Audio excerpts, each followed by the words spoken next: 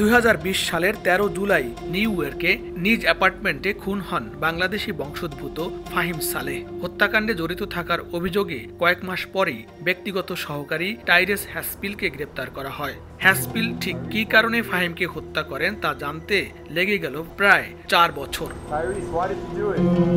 মামলার তদন্তকারী কর্মকর্তা ও আইনজীবীরা জানান, মোটা অঙ্কের অর্থ চুরির ঘটনা ধামাচাপা দিতেই হত্যা করা হয় তথ্য প্রযুক্তি উদ্যোক্তা পাঠাওয়ের এই সহ-প্রতিষ্ঠাতাকে।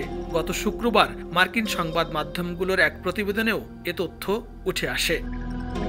ফাহিম হত্যা মামলা দায়েরের 3 মাস পর নিউ ইয়র্কের ম্যানহাটনের একটি আদালতে হ্যাসপিলের বিরুদ্ধে সেকেন্ড ডিগ্রি মার্ডার অভিযোগ গঠনের মধ্য দিয়ে শুরু হয় বিচার কাজ।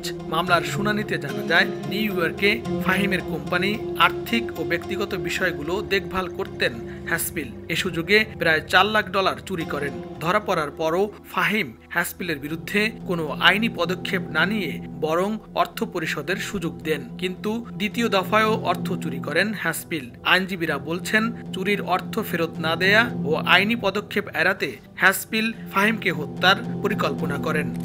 নগদে 500 টাকা বা তার বেশি পেমেন্টে পেতে পারেন ঢাকায় জমিসহ 20 কোটি টাকার পুরস্কার।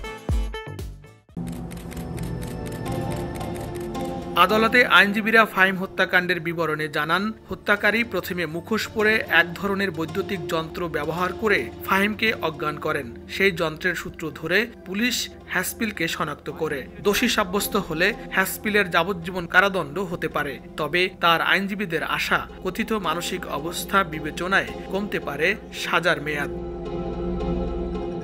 ফাহিম সালের বাবার বাড়ি চট্টগ্রামে। যুক্তরাষ্ট্রের বেন্টলি বিশ্ববিদ্যালয়ে ইনফরমেশন সিস্টেমে পড়াশোনার সময় 2014 সালে ঢাকায় ফিরে যৌথভাবে পাঠাও অ্যাপ চালু করেন ফাহিম। এছাড়াও নাইজেরিয়ায় গোকান্ডা নামে আরেকটি রাইডিং শেয়ার প্ল্যাটফর্ম চালু করেন। Website developer Fahim adventure capital global নামক একটি ভেঞ্চার ক্যাপিটাল প্রতিষ্ঠানেরও উদ্যোক্তা ছিলেন। লস্কর আল মামুন, সময় সংবাদ, যুক্তরাষ্ট্র।